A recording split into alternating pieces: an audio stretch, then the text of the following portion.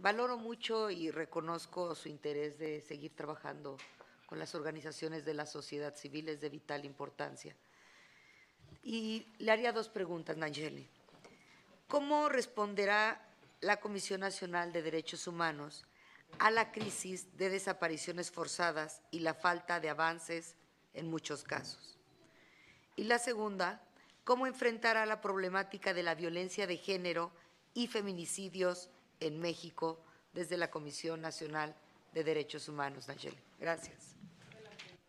Gracias, senadora. A ver, crisis de desaparición.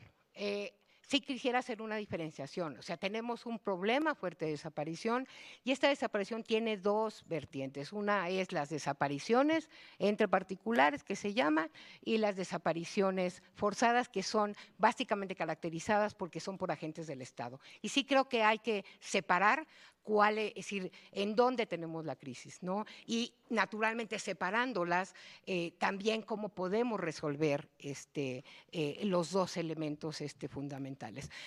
Nosotros tenemos una ley, ¿no? Un sistema que tiene ya y que funciona en nuestro país, que requieren naturalmente de transformaciones y requiere sobre todo de retos que estamos viendo ahora que todavía hay.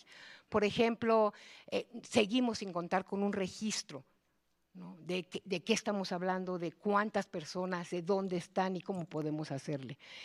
Seguimos con muchas deficiencias también en la coordinación, por ejemplo, de las instituciones y de lo que pasa, porque pues, una persona puede desaparecer ahorita aquí saliendo, pero no es es materia no nada más de la ciudad, porque pues en 20 minutos podemos estar a la salida por Pachuca o podemos estar en otro lado y es, digamos, que compete a toda. Es decir, es un problema que requiere una visión nacional y no una visión simplemente local. Entonces, creo que por ahí tenemos que seguir avanzando en cómo robustecemos el sistema de búsqueda y ahí entran las comisiones.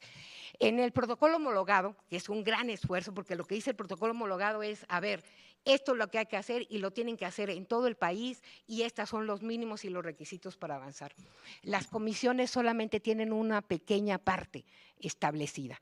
No, esa pequeña parte es como si a mí me llega, yo registro y lo traslado. Y yo creo que las comisiones tenemos mucho más que hacer y de hecho, si me permite, le voy a mandar este año precisamente a raíz de trabajos con el alto comisionado y las comisiones de derechos humanos, elaboramos una guía y lineamientos para que todas las comisiones locales, nosotras, cómo podemos incorporarnos exactamente a los grandes retos de desaparición en nuestra participación en el protocolo homologado.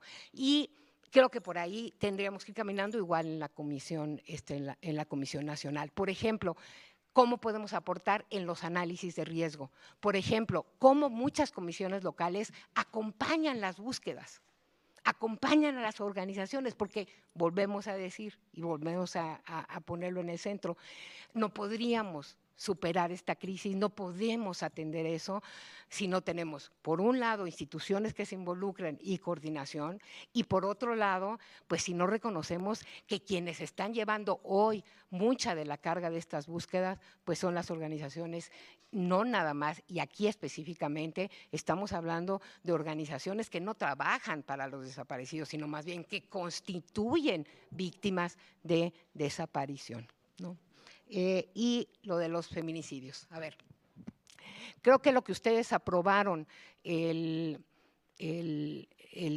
jueves, ¿no? En este paquete de igualdad sustantiva, avanza mucho en la lógica en general de cómo vamos fortaleciendo normativamente los derechos hacia las mujeres en concreto. Hay dos grandes planteamientos, digamos, internacionales que nos dan guía en los derechos humanos de las mujeres. Uno de ellos es la CEDAW, el otro de ellos es Belén do Pará, uno regional, uno internacional, uno referido exactamente a la no discriminación y a esto que llamamos igualdad sustantiva, el otro referido específicamente a la violencia.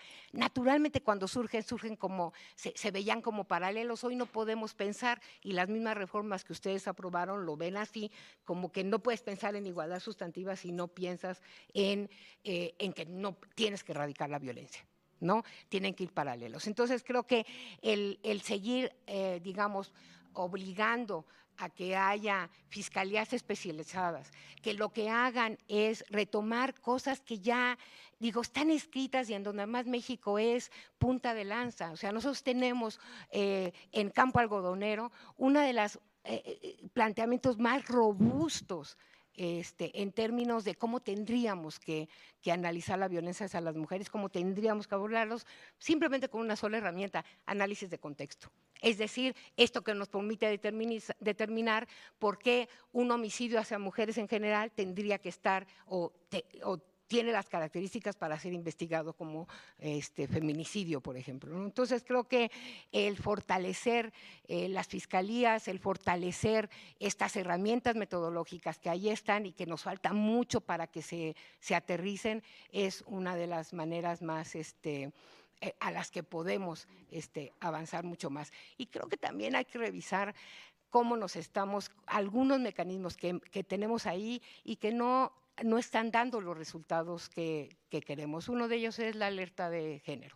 O sea, la alerta de género, pues es que si ahorita nosotros, que no sea así, viene un sismo, vamos a recibir una alerta. Y lo que vamos a hacer con esa alerta, pues es a salir calmadamente, siguiendo los protocolos, ¿no? Pues para estar en seguridad. La bronca es que tenemos alerta. La primera alerta fue 2015, Estado de México, han pasado 10 años y sigue la alerta. No.